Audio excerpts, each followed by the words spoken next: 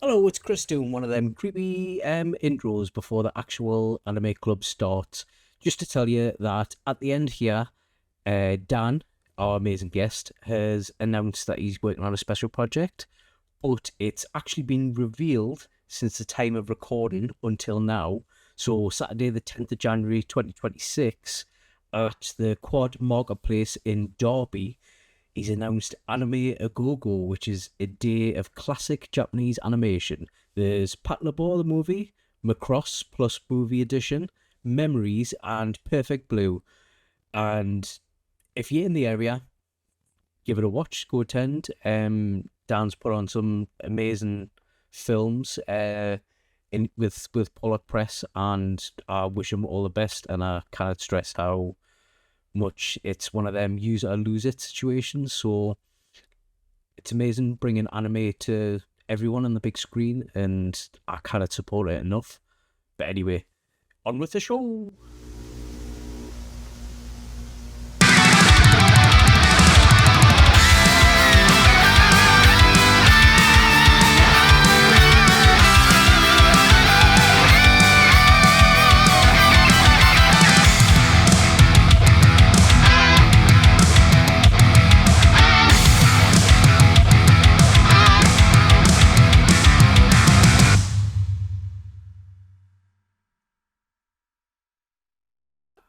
Well, hello and welcome to another episode of Anime Club. Today is a very special episode because we have Phoebe joining me like normal. I'm Kris. I've got a very special guest, Dan. How you doing? Hi guys. Yeah. Thanks for having me on. And it's nice to be in my spare room and on this show in my spare room. It's lovely to have you diving in from your spare room with your very, as I said before, as we were getting ready, very, very stylish bookcase. I feel like we're talking to a proper professional. No books of none of those are mine. Just rent them. Yeah. Rent them for things like this. Just before we started recording there, you were just saying that all them books are philosophy and you actually wrote them all? Yeah. I'd love to hear him pass it down, Joshi. Yeah. All about hardcore subjects. Just Like- leave that. Yeah. Too hardcore for you, Kris. You Yeah, I know. be able to handle. You wouldn't be able to handle the cant.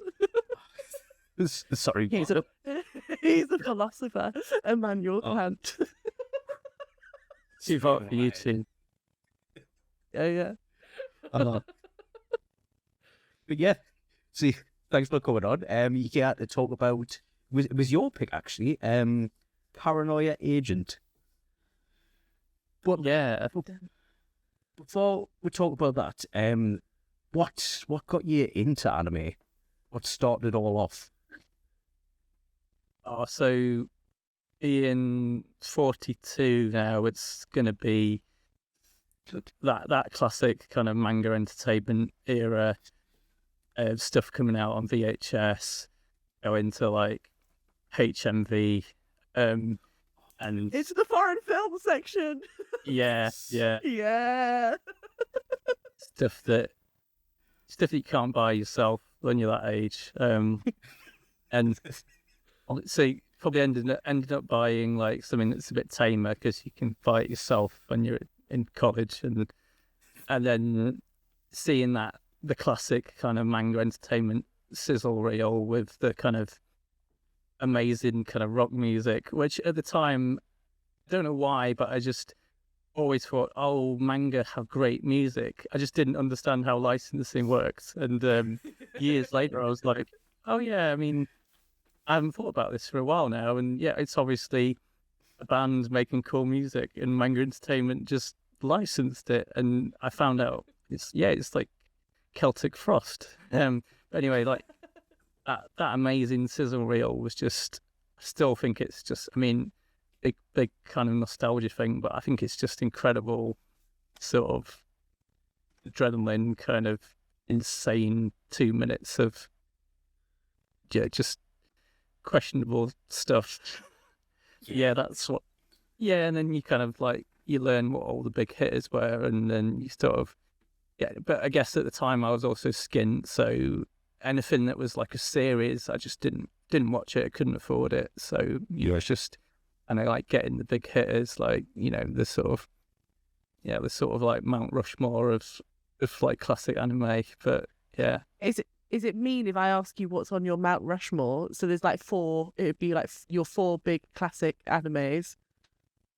Yeah, I mean, from that era, they're going to be pretty obvious, but it'll be like Akira, Ghost in the Shell, and it won't be any sort of Ghibli because of the sort of manga entertainment. It's got to be from their roster, so it'll be probably like Pat Labor, and then probably like the Street Fighter 2 animated movie. Yeah. Just like when you're a teenager, it's going to be big. Street Fighter was massive, so yeah. I remember pausing it at a very specific scene of that film. But yeah, like everyone did. It was like our what's that film called? Where she crosses her legs. Basic Instinct. That's it. Yeah. There he is. Different times. Times. An animated version of Sharon Stone crossing her legs. But yeah, what made you pick Paranoia Agent? So yeah, obviously big fan of Con. So I was thinking of something that you guys haven't done already, and then I guess sadly there's not a great amount to choose from with him, because he's been passing away probably about my age. And yeah, I just thought I've actually seen Paranoia Agent, but like years ago, and I think we were saying earlier that even at the time I couldn't explain to somebody else what was going on in it. So I thought, yeah, quite like to watch that again and try and work out what the hell's happening. So yeah, which gave me a sense of relief because I actually begged Kris earlier. I was like, please don't ask me to describe what it was about because I'm not entirely sure I have figured it out yet. So when you say that, I'm like, oh, it's not just me. Yeah, so I don't think you get a full idea of what it's about from the first 3 episodes. It kind of throws a lot at you, but it leads nicely into me saying, so what is it about? To Dan.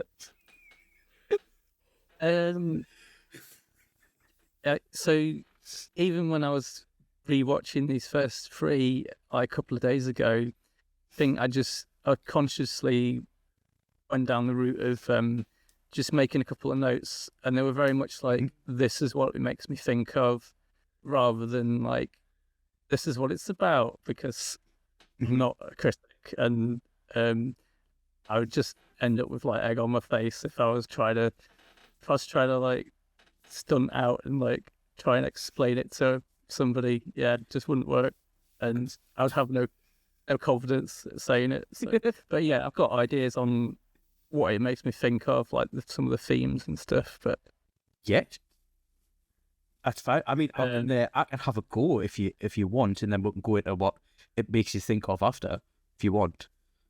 Well, I suppose it seems to be a big thing about like just the state of society.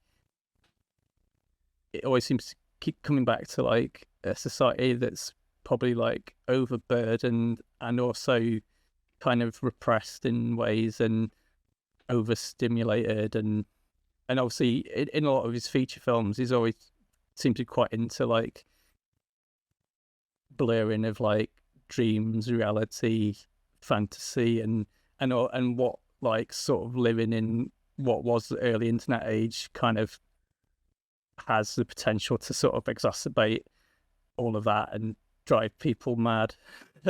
I don't know, but it seems to be a lot of that swirling around. But Yeah, and he does a lot of the So, if I was going to try and badly describe what this is about, it's really and I think this is true of a lot of his work. Is it's actually quite a simple, basically there's always like a really simple mystery at the heart of everything he does. So in this, there have been a series of attacks by a character in rollerblades with a gold bat called Little Slugger, and each episode focuses on someone who has been attacked or like a different piece of the puzzle. But then swirling around that, you always have like these themes around perception and what's real, like what is and also like what's the perspective of the different characters, and what about their lives changes the way that they perceive their reality. And it's the same for like Tokyo Godfathers. You have the mystery is, where's the baby from? How do we get the baby back home? And it's also the same for Paprika. It's like, who's the person who's stolen the dream device? So you always have like this mystery, but then it's like the investigating of it is you play around with all these things. And I think there is a big thing in this about like mass delusion and fear, and the hysteria that crisis can provoke in crowds, and then how that, and I think that's like obviously where the title Paranoia, how that creates this sense of paranoia of like who's the attacker, who's going to be the next victim, and it kind of builds the tension each episode as you get like another. Well, I think we're being given pieces of a puzzle that I do not understand yet. I suspect there have been many clues, and so far I have missed everyone because I genuinely don't know what's going on or who the killer is. But I know that there are some characters I really hope they don't get slugged. That's all I know. I don't know, because they don't die when they get slugged by Little Slugger. Yeah, but still, you don't want to see people that you like get slugged. I might not like all of them. Some people deserve a little slug. Little slug. It seems to be that as going past episode 3, I honestly can't remember the instances where like Slugger kind of almost gets summoned, but like definitely in the first 3, it seems to be like when somebody goes beyond the point of all sort of rationality and kind of loses it, and they either want to escape, or they want to get revenge, or their emotions get too much and they kind of go off the edge, and then that seems to summon Little Slugger to do his slugging. So it almost feels like, like those old camp stories where you have like, there's like old McGinty in the woods who'll get you if you misbehave. There's an element of that kind of like urban mystery to Little Slugger as it progresses, especially and I felt like that, especially, is it episode 2 where you're in the high school and the kids are trying to are basically saying that like the weird kid in their class is Little Slugger. And you proper feel that kind of like urban campfire story kind of energy from it. Yeah, it's good. It's It's weird that you used to kind of see it as them Little Slugger going after people was a bad thing, because I saw it was a good thing for everyone who was slugged. Not because I didn't like them or anything, that's just a little part of it. But it was like, in the first episode, there was a character designer who made the little teddy with a massive head. She was under a lot of stress, and she was trying to design a new character. And it seemed like when she was bopped on the head by Little Slugger, the kind of pressure went away for her. The second one, which was a schoolboy who was, the attack had happened since then, and they were like, oh, well, everyone thinks it's me because I rollerblade, I fit the description really well. I've been attacked, so it takes the suspicion off me. And the third one is about a nice way to put it, a woman sex worker. Okay. Yeah. Thank you.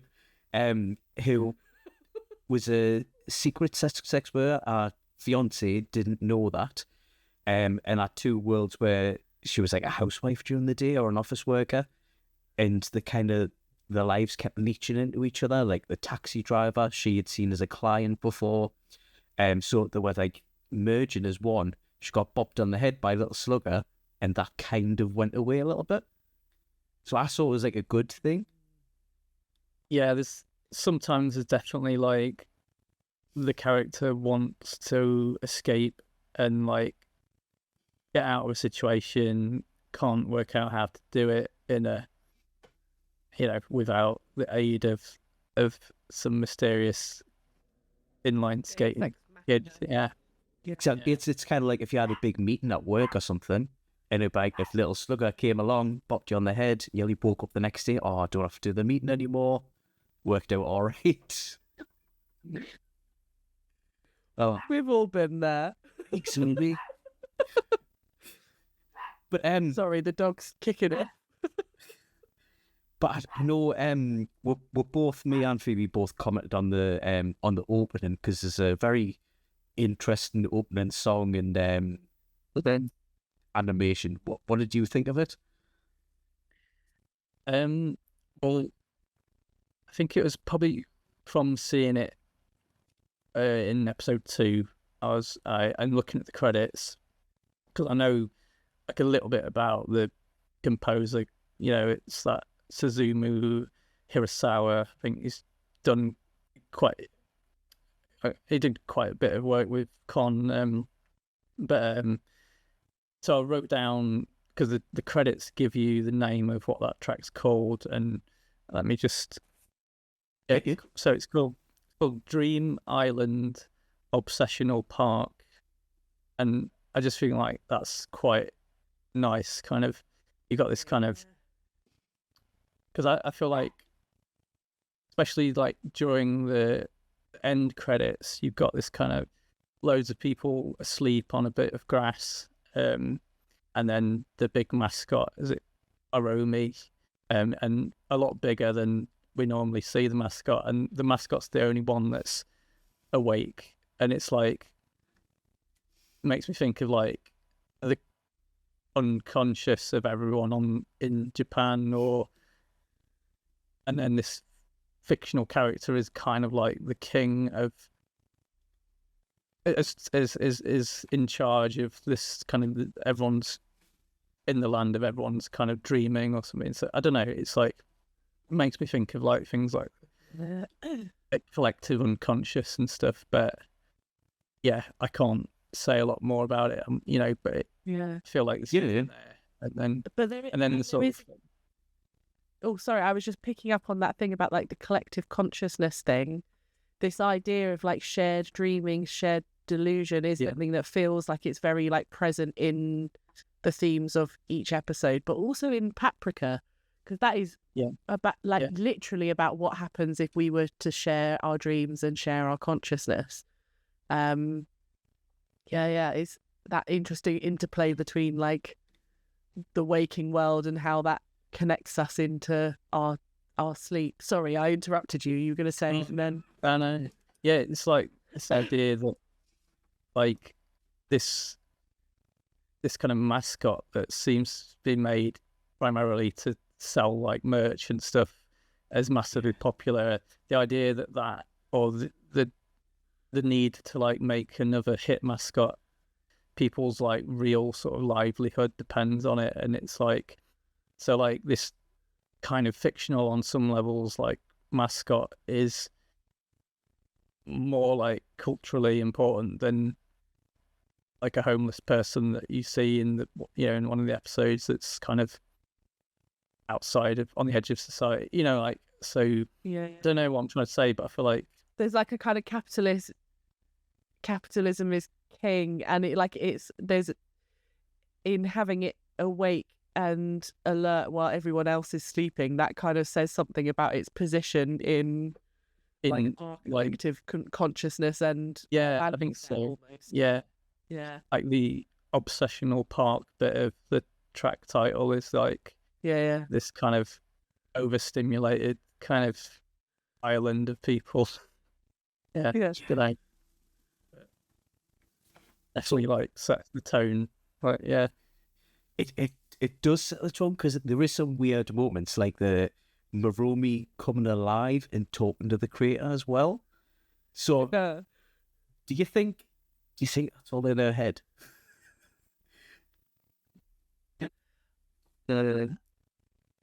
Yeah. Well, I mean, at this point, yes. I'm sure she. I'm And sure it you've got- and interacts with. this is how you tell us that your cuddly toys are talking to you.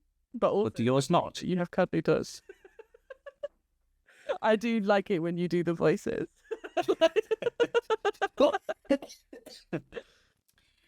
But yeah, like everyone seems to be suffering some kind of psychosis where like someone changes or there's like as I saying that Maromi comes alive, or the school kid when he talks about his other classmates saying that he's little slugger, the faces change and the perception of him goes all wavy and horrible. So I don't know if that's about people's different, like it switches to his perspective of what he thinks the outside world thinks of him. Same with Maromi with right, I'm not sure how to say her name. Tsukiko? Sukiko? Tsukiko? Yeah. No, there. oh yeah, The Sukiko designer. Saki. Yes, that's it. Miss Saki.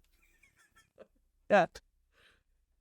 But yeah, I just thought it was interesting how it switches that and plays with a perception where sometimes you don't know if it's from them or from you. So that could play Yeah. into the mass hysteria dream thing. I think so, and I also think that Satoshi Kon does this. Does this amazing thing with a lot of his work where he tries to force you into the mindset of his characters, and I think there's something about having that because the opening track is like an assault on the senses. I think I was saying before, like Yeah. the first time I watched it, I couldn't really take in what was happening because it's a lot and very sudden, and the visuals are fast and dynamic, and you're kind of like almost dazed as the show starts. And you have like Eddie was freaking out. It was a whole thing. And you have that, and I think when he's playing with the perception of the animation itself, you then also have like this experience of what the characters are seeing and feeling just through the kind of like wavy, distorted perception of reality, and then you're like experiencing their journey at the same time that they are experiencing it in a way. It's like quite visceral. Yeah. yeah. Did it remind you as well of Paprika as well? You know, the dream sequences there, because they were a bit mental as well. They were super mental, and there are moments where you have no idea, like you're not sure when, because you know what's going to happen is that he's going to cut into another dream, but you don't know how it's going to happen, and it's different every time. And you, like about halfway through the film, you're like watching the scene to see what part of the scene is going to distort. And there's almost like an experience when you're watching this, which is very similar, but maybe like less. I think because this is one of his first things, right? So this is him like testing out a lot of his techniques that you see in his later films, I feel. Yeah. And you see him testing out some of that, like, okay, how can I kind of set people on edge, or how can I draw them into the story and make them really watch by fucking with their perception of reality. Because it does have you like going, hang on a minute, what just happened? Like, now the dog's talking to the woman? What's going on? Yeah, it's great. I loved it. Yeah, it definitely, it feels like, sort of like you say, like a tour through this sort of themes that he's really into and will kind of explore in more depth in his features. Yeah, it's like a bit of a, I wouldn't say like a greatest hits, but it's like, it definitely feels like a tour through these are the things that's kind of making him tick and that he wants to like It's almost like watching his early sketchbook in a way of like, these are the things that have caught my attention, and I'm going to spend some time working this out for the next couple of films. Yeah. So I was just trying to quietly open a drink there. Didn't work very quiet. Yeah. Do you think Little Slugger's meant to be a literal person in this? Do you think it's symbolic? Oh, I feel like want it to be a little person, a real person. Yeah. I feel like having watched it all but a long time ago, I should probably know this, but I don't. I'd like him to be. I'd like to learn a bit more about him. Honestly, can't remember if you do. But yeah, I'd like him to be a real figure, but maybe some of the details are maybe like superimposed onto him, or he's a real character. But yeah, honestly, can't remember at all. that's fine, because I watched this on YouTube, and I could see the comments of people that had read it, and 9 times out of 10 people were saying, "Oh wow, because I'm rewatching this for the second time, it's weird how they give you all the answers in the first episode, even in the intro, and I'm desperately trying to look at things." And it's horrible. So I didn't know if it would be obvious to you because it would have been your second time watching it. Yeah. But from the first 3 episodes, who do you want to be Little Slugger? Do you want it to be like an obvious person, outsider, or someone from the first 3? My honest thing was I thought it was going to be the illustrator from like the get-go, because I was like, well, clearly she's insane. She's talking to her own creation. Like, if that doesn't say psychosis, I don't know what does. But again, doesn't make sense because she gets attacked, right? So it can't be her. What about you, Dan? But yeah. Yeah, I feel like it's somebody that we haven't really met yet. But I'm not trying to like give you. I'm not trying to like drop clues because I genuinely can't remember. But yeah. I feel like, as well as watching the opening sequence carefully, I'm now watching you carefully to see if you give us any clues. Scratch my nose a bit. It's the guy who touches his nose in episode 6. Yeah. Oh, I kind of want it to be the slimy journalist, just because I don't like him. Yeah. It can't be, because he's way too... Oh, no, it can't. Or I kind of want it to be a mass hysteria thing, where it's just a bunch of people being hit on the head, and they'll be like, "Oh yeah, that sounds right. It was a guy with a bent bat and a golden pair of skates." Yeah. To be fair, like that thing. I was gonna say, if you saw someone go around on golden skates, you would recognize them straight away. It's not a common thing. Yeah. It's not. Dude, what you mean gold skates Steve? Yeah, everyone knows him. The one with the bat. Yeah. Loves playing baseball. Can't stop him from skating down to the baseball park. Just like the blood on his bat. I like to look at the name and imagine that the apostrophe is not there, and it's like Lillian Slugger or something. But, Lil Slugger, yeah. I kind of love that. She could, with a name like that, she could only become one thing.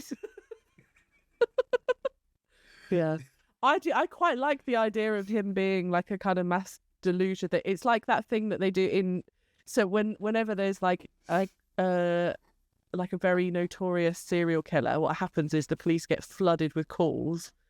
People are convinced that their neighbour is the killer. And there's this kind of like this peak. So sometimes what happens is you really I say they as if I know. I've heard it on a true crime podcast that people will release very specific information or withhold specific information so they can very easily weed out whether things are real or like part of the mass hysteria around something. And I quite like the idea of Lillian Slugger being being like all of the hysteria around an actual crime, and actually only one person actually gets attacked by Lillian. Yeah. Yeah. I feel like, again, I can't remember where this goes, but like I feel like this sort of elderly, sort of homeless people that are almost predicting or commenting on the plot. I feel like, and they're obviously on the edge of. They don't seem to be infected by the kind of hysteria of like this sort of busy society. Like there must be. I wish I could remember if that develops, but it must do, because there's all the kind of chalk drawings on the floor, which I think that there's a guy writes down someone's hospital room number and other stuff. Yeah, so I feel like there must be something to that.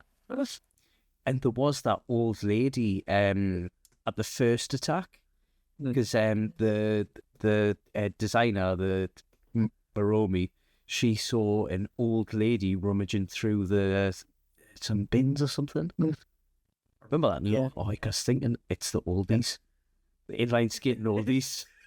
That's Lillian. Yeah. Yeah, but then maybe they're the ones who figure out who it really is. It's rather than the like, because that again would be like very. That feels like a Tokyo Godfathers move, where it's like I was going to say, so it turns into the like people Midsummer on the Murders. fringes are the ones who figure it out. Yeah. You know how sometimes in Midsummer Murders there's a little slugger with golden gates. If that was Midsummer Murders, I would be watching every week.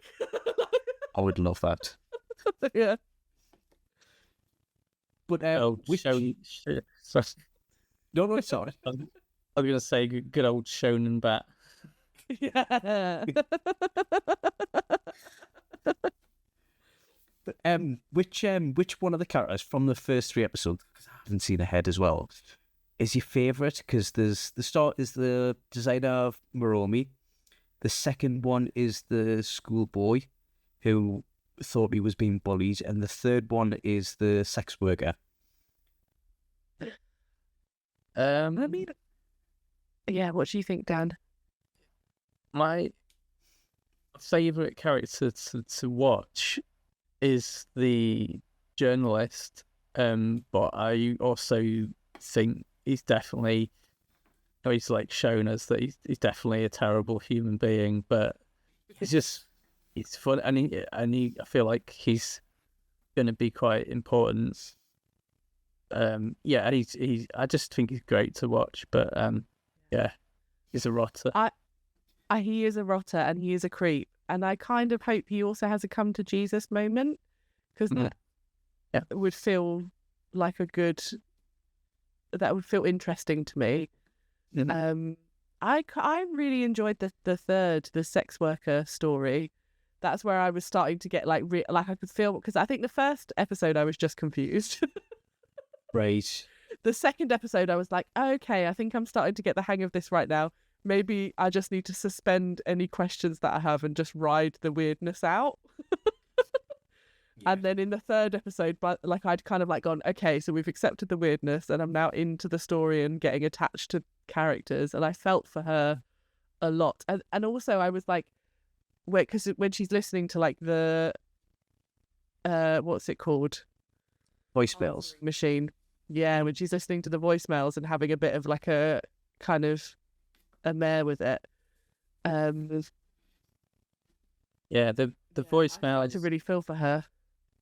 That's the voicemails is like, I feel like Con always picks like good devices to kind of illustrate somebody kind of unraveling and like losing who they are, and I think that's just a really good simple but like really good way of doing that, I think. Yeah, it reminded me. A great way to like do the exposition without it just being spoon fed to you. Like it's a really lovely plot device. Yeah. But I thought it was a friend ringing her at first. Do you know, and it's just like, oh, you're gonna have to stop this kind of thing. And I was like, oh, it's either a mom or a friend or someone who's like very close to her. And then I was like, oh, this is kind of like the machinist kind of deal. Do you know when he leaves Hangman on the fridge? Yeah. Because at first I thought it was like, oh, her husband's having an affair and that's why it's like she's having a hard time or something, and this is how she's found out, and then she's trying to like, I don't know, and then you kind of like clock it's like, oh no, it's she's the one who's trying to talk to herself. Yeah.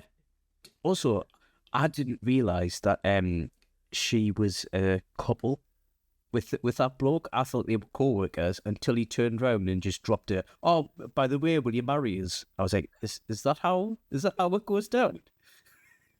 It's how easy it is. Yeah. That came totally out of the blue for me. I didn't, like you were saying, like I didn't know whether there was a bit more that I should have picked up on, or whether it was actually just supposed to be completely random. Like, let's do this. Because she brung a box into his. It looked like an office, and I thought they were co-workers or like not very close co-workers, like acquaintances. I thought he was like, oh, can you just put the box over there? Oh, by the way, will you marry us? You didn't even put that much emotion into it. I was like, all right, something weird's going on here. No wonder she's a sex worker at night just for a bit of crack. Literally. And She's so shame on you. Why do I feel like you were waiting to put just squeeze that in there? Oh, that's what she said. Yeah.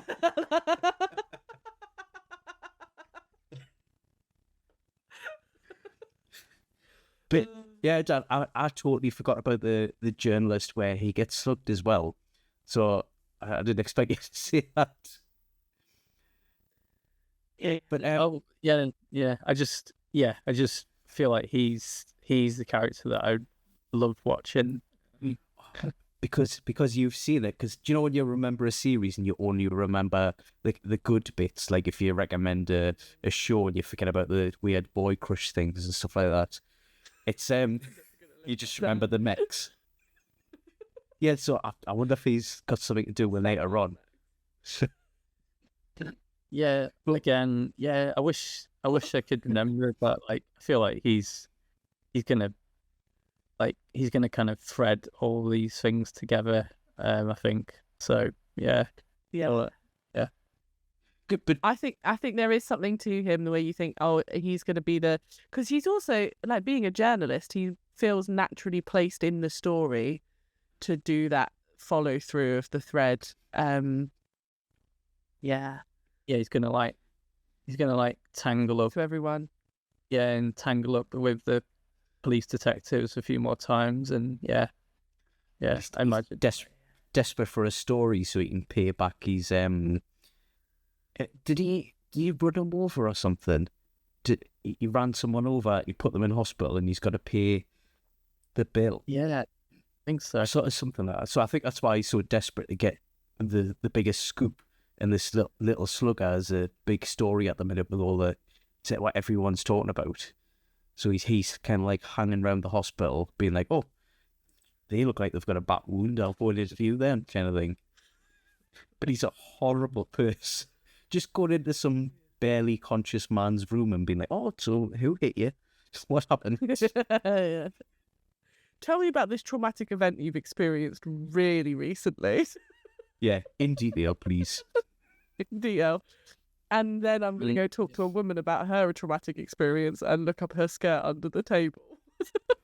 I forgot about that. Yeah. And also, as we were mentioning just before we started, about halfway through the first episode, he's in that internet cafe and he barges some kids out of the way and does his internet business, and then gives them their little window back, and the kids are just checking out hardcore porn in an internet cafe, and they look like they're about 10 years old, and he doesn't care. He's like, here's your porn back. That's I've done Googling about my killers. Just there's your poll. Yeah. And it's just like, you know, society's is poorly, isn't it? So yeah, Yeah. even the kids. To be fair, I think it's. I know it's a To comedy be fair, of how bad. Kris has looked at porn in many an internet cafe. Well, and it's done him no harm. I'm a perfectly well-adjusted person, but no, it's like a commentary on people's reliance on technology and lowering morals, I'd say, but it kind of applies to today, I would say. Yeah, there's It's exactly the same now. There's something there, and I think this is what makes it feel really current for me, is that tug of technology as both a connector and something that isolates you from, like your collective conscience and consciousness. So it's like in this you see like technology being a point of stress for people, as well as something that is a point of discovery. So it's and I think it's not like I see it as like it's like morally ambiguous. It's like technology is a present force, and what feels important is how you access it, how you use it, and how reliant are you on it. There's like a kind of element of balance, because it's like you could go so far the other way that you're outsider to it, and that also comes with its own challenges. Yeah, it feels like sort of like, you know, like desires and fears of just society, and then the sort of internet age kind of serving as almost like rocket fuel to kind of jumpstart the best and the worst of all of that, and kind of set kind of people way off balance, if you know what I mean. You kind of see that in like Perfect Blue and stuff like that. Yeah, I haven't seen that yet. At the time of recording. At the time of recording, we might have added it to the roster by then. Yeah, maybe. Yeah.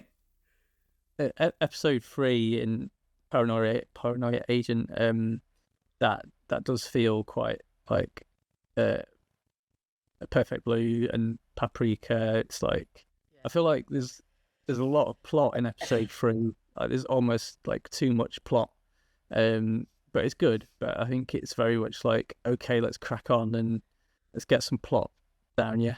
Whereas like seems to kick up a bit, doesn't it? Yeah, but like episode 2, it's like episode 2 is really kind of, if they stretched that out any longer, it would just be filler, because it's good, but that kind of suits its runtime, if you know what I mean. Yeah. I was just thinking, sometimes I don't think I'm smart enough to watch Satoshi code stuff, because it's like when I'm watching it, I kind of get it as an idea, but when you ask us to use examples and discuss why I think that, I'm like, just goes over my head sometimes.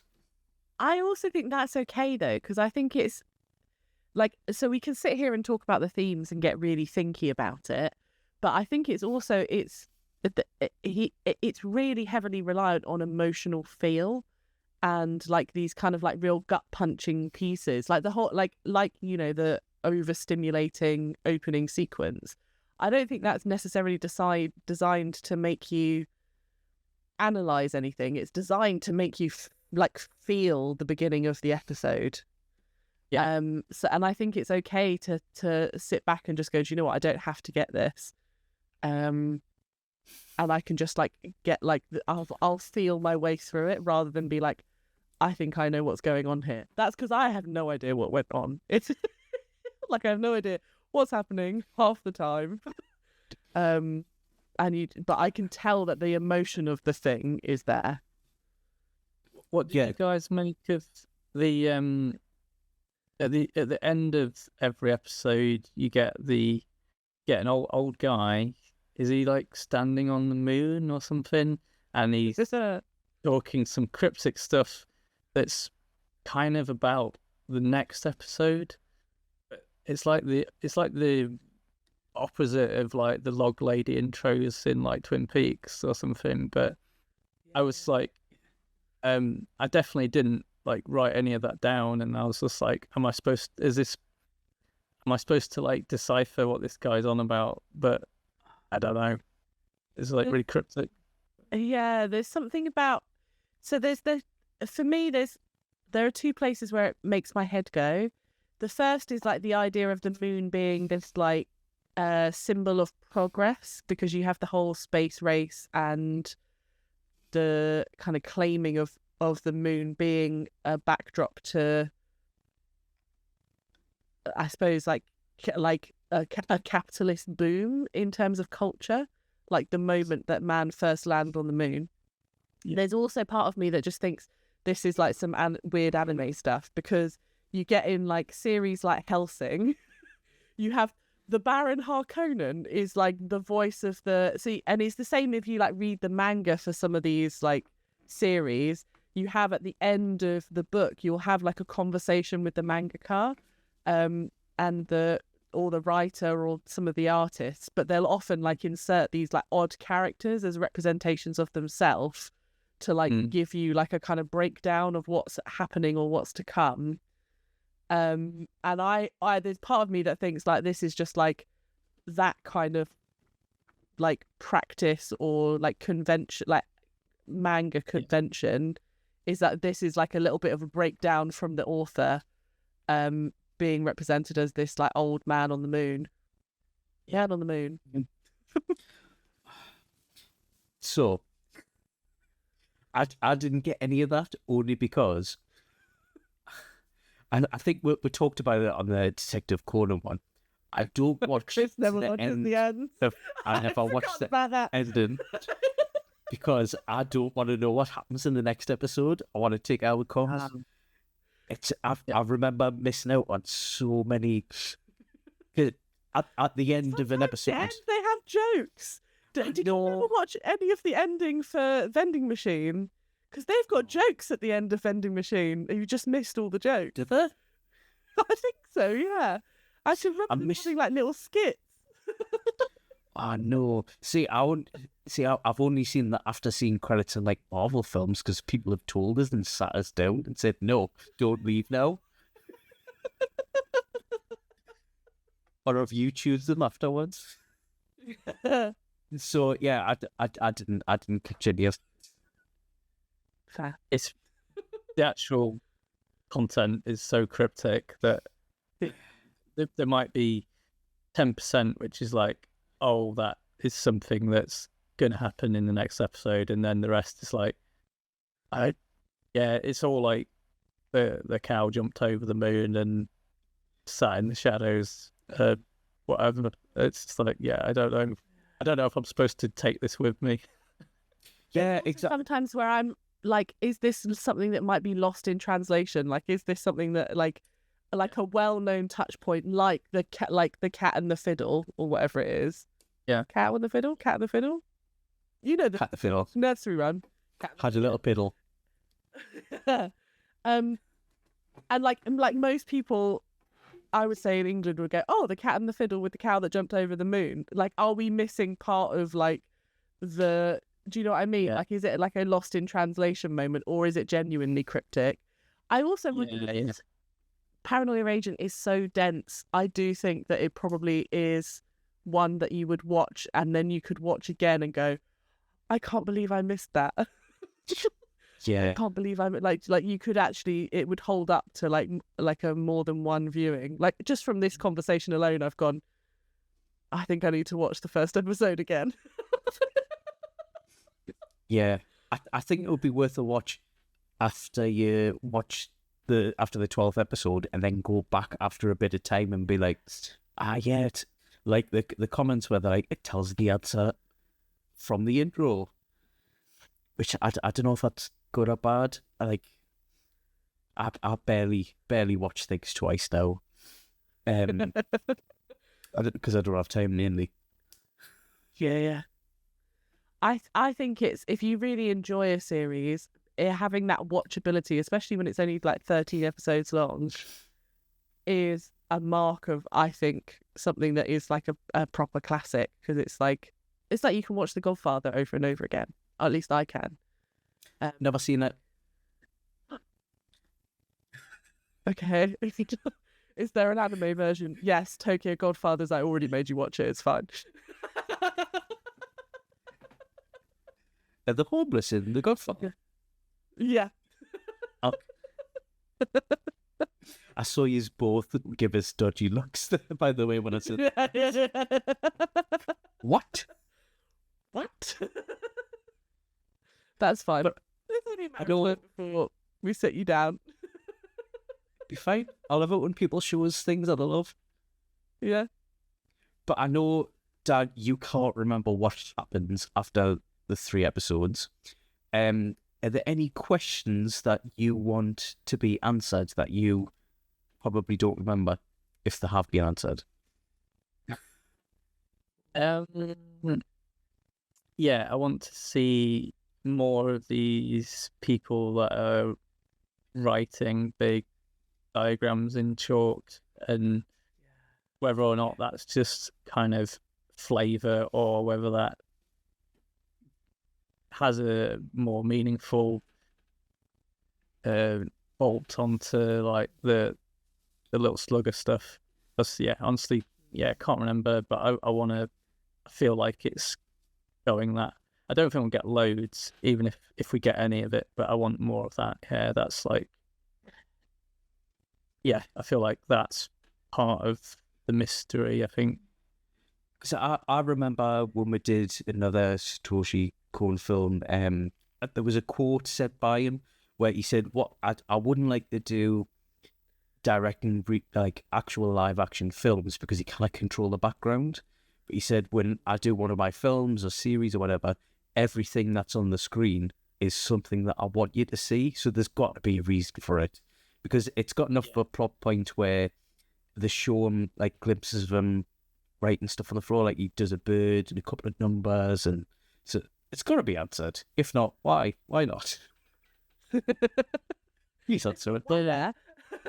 Satoshi. Why? Like, I think the second time we see a big kind of chalk diagram, so the first time someone's writing a hospital room number where the designer ends up in, and the second time we see a load of chalk kind of diagram, I can't quite remember, but I think they finish it off by writing the number 1, and I think that's a reference to what the popular kid at school is like, always like, I'm number 1, but I might be wrong on that, but I feel like, so they're just sort of, I don't know, like commenting or predicting strange things in the plot that are not all the same. So like Kind of like cryptic clues. Yeah, because writing, like, I think it's just a number 1, because that's totally different from writing like a room number or something. So that's what makes me think I want to see more of this stuff, and I wish I could remember it. There's also like, are they communicating with Little Slugger? Are they the ones watching and like being like, that way, slug over there?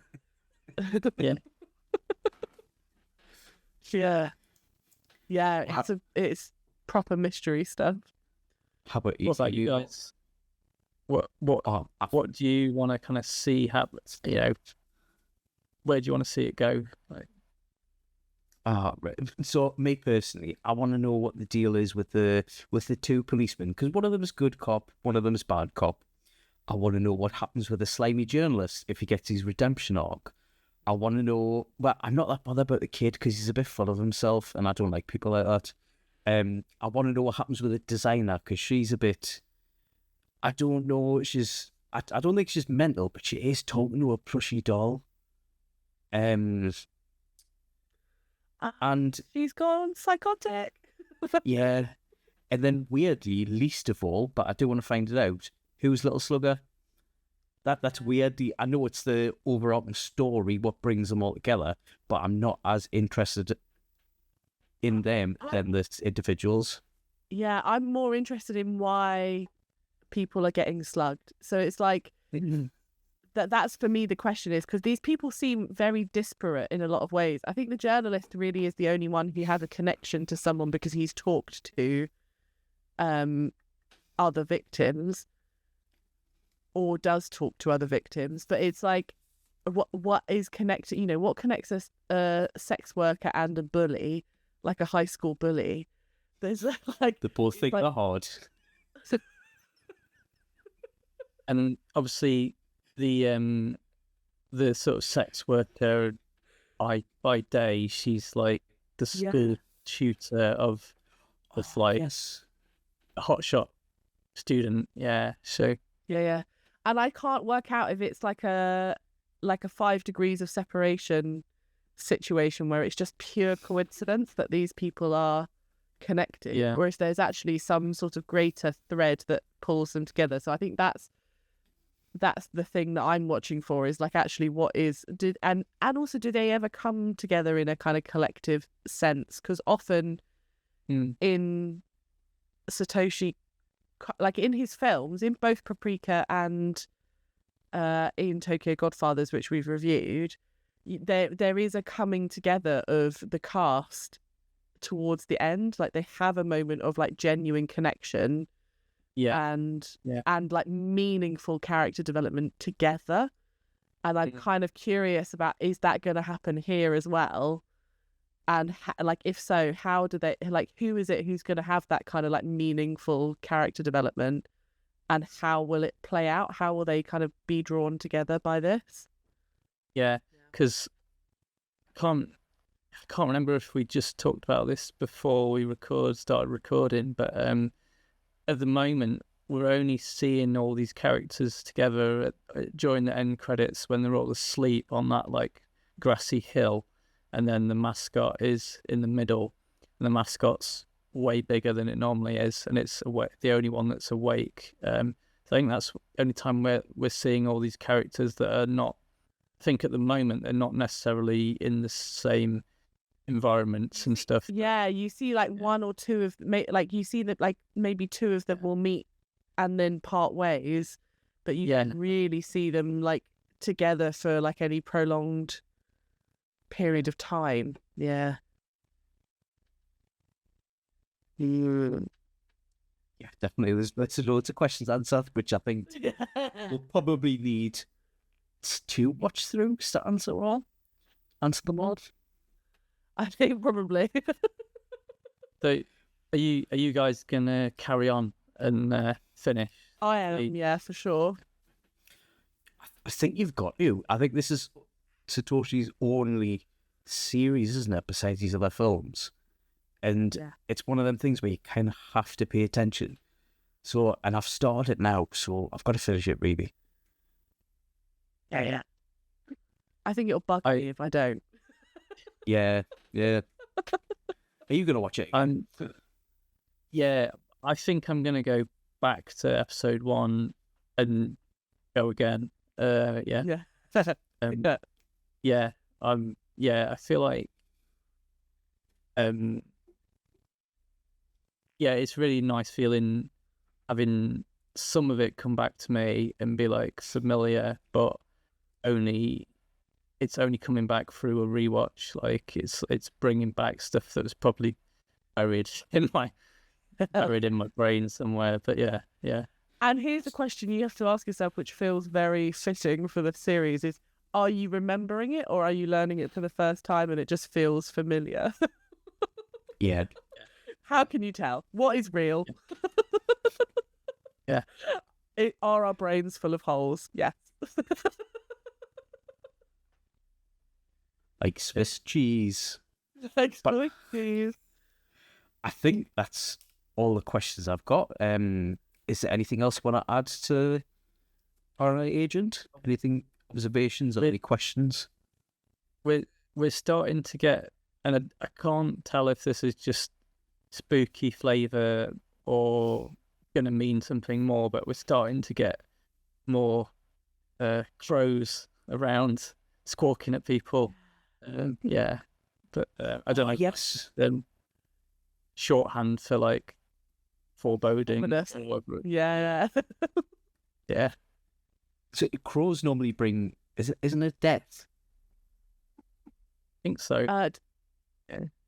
or a slug? Yeah. Or a slug.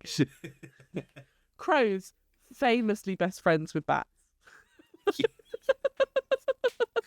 And rollerblades. I was really slow at getting that. I was like, oh. I was like, yes. Yeah. There we go. See what I did there? 2 flying things. They're both black. They just, appear at Halloween. But this is Christmas. It's December. You're right. No, I just really enjoyed it. I think this also is one that, even though it would have at the time have been aired probably late at night, week by week, this I think is a series that is probably best to be binged in one go. Yeah. Because if I had to split it up week by week, I would be completely lost. Especially without the internet as well. Yeah. I wouldn't be able to Google, what does this mean? Yeah. But yeah. Crows best friends. I don't even know now. But yeah, I think that's us on Paranoia Agent then. You want to say, because it's December and we're pre-recording pretty early, we have no idea what's happening on our channel at the minute. But do you have anything coming up, Dan? At time of recording, I'm getting ready to celebrate my 10th anniversary of my film club that I run. So I tend to show a mixture of all different kinds of animation. So tends to be a lot of anime and then stop motion stuff as well. So I'll be, as this comes out in December, I'll be kind of crawling back into my cave and sort of closing the door on the year. But then early next year, I'm working on some more classic anime screenings. So if people don't know, I'm based in Nottingham, and so I might be doing something around that area. So it feels quite exciting to say that I can't talk about it at the moment. Super just because it's not there. Yeah, it's not been announced yet. But where can people keep an eye out for fun classic anime in knots? My film club is called Porlock Press, and it's Porlock. It's just named after the village of Porlock, which I've never been to. Porlock Press. You can find that on Instagram and Facebook. Instagram probably the best place, and I'll hopefully towards probably around about the time that this comes out in December, there'll probably be some stuff out in the world about an event in January, and that'll be happening around the Midlands, so kind of Derby, Nottingham. So yeah, nice. Excellent. So if you're in the area and you love anime, Porlock Press is the Instagram, Facebook account to follow. Yeah, that I just got really hammer that home, because it is great. And also the other thing I love about your Instagram is you also have these amazing posters that you publish for each event, which are just that's one of my favorite bits of putting on stuff. I've always kind of worked with really great artists and designers, and it usually involves me coming up with some woolly ideas and then commissioning some talented people to make something beautiful. But it's just something I really like doing, and I've got a little folder at home which is my Porlock Press archive of all my old posters. So for this thing in January, it'll be a collaboration between Porlock Press and somebody else, and then we'll definitely have a beautiful poster by somebody. So Excellent. So even if Can't you wait to see can't that. go to the event, go have a look at the Instagram because that's how I Yeah. vicariously get to enjoy stuff. Cool. but yeah, thanks so much for inviting me on, guys. It's got me really excited to kind of get through the rest of Paranoia Agent.